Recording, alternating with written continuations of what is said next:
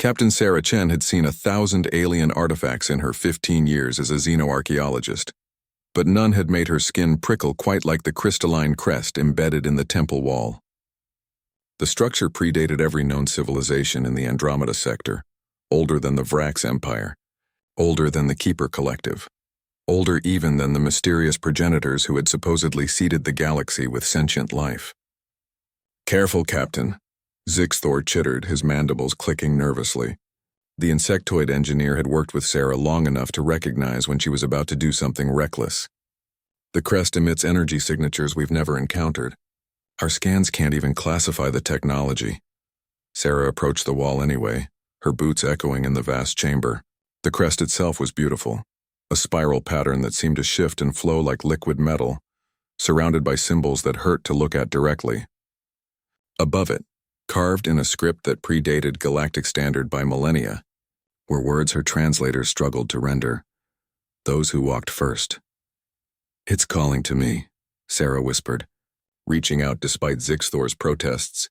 The moment her fingers touched the surface, the crest erupted with light. Sarah gasped as tendrils of energy wrapped around her hand, not burning but searching, probing.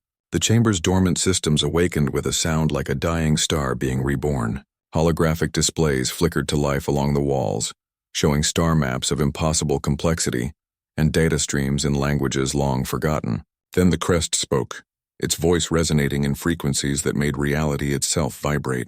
"DNA scan initiated." Sarah tried to pull away, but the light held her firm.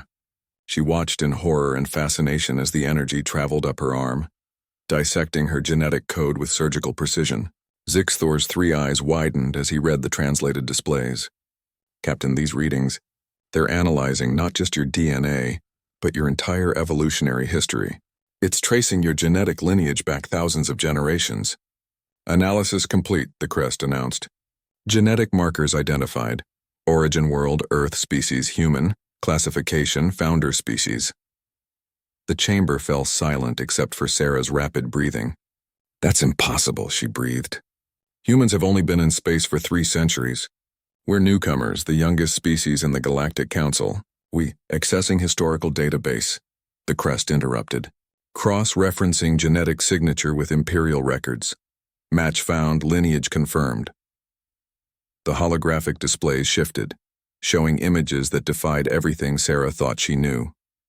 Humans, ancient humans, piloting starships that made the Council's greatest vessels look like children's toys. Human cities spanning entire star systems, a vast empire stretching across multiple galaxies, governed from a throne world whose coordinates made her head spin. Earth. "Imperial authority recognized," the crest declared, and Sarah felt something fundamental shift in the universe around her. "Welcome home, daughter of the First Dawn. Admiral-class clearance granted, all systems responding to your command." Throughout the temple, machinery that had slept for eons roared to life. Zixthor stumbled backward as weapon systems powered up, shields materialized from nothing, and a fleet of dormant warships in orbit above the planet began their awakening sequences. "This can't be real," Sarah stammered, but the data streaming across her vision told a different story. Humanity hadn't been newcomers to the stars. They had been the first. The Empire Builders. The original explorers who had mapped the dark between galaxies and built the very foundations upon which all modern civilization rested. Then something had happened. The records showed a catastrophic war, an enemy from beyond the galactic rim, and a terrible choice. Humanity had sealed away its technology, its history, and its very memory to save the younger species from the attention of that ancient enemy. They had returned to Earth, locked the gates behind them, and waited. For 50,000 years, humanity had waited.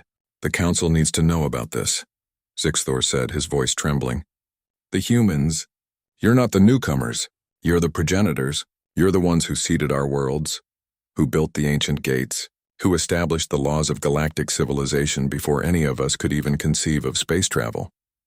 Sarah's mind reeled with the implications. Every species in the galaxy owed its existence to humanity's ancient empire.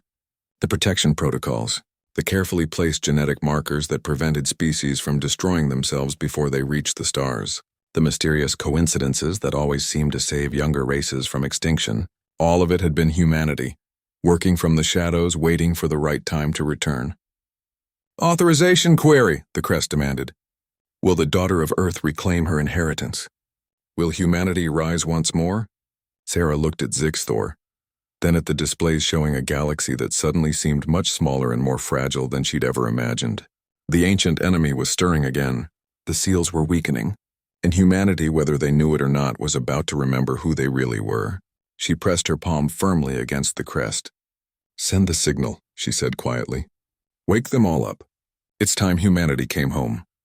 Across the galaxy, on 1,000 dead worlds and forgotten stations, ancient systems recognized the command. The message was simple, broadcast in a genetic frequency that only one species could hear. "Origin Earth, authority recognized. The first dawn rises again." And in the Sol system, on a small blue planet where 7 billion humans lived their ordinary lives, something deep in the genetic memory of every man, woman, and child stirred. They looked up at the stars, and for the first time in 50,000 years they remembered. They had always been meant for the stars. They had just been waiting for the right moment to return.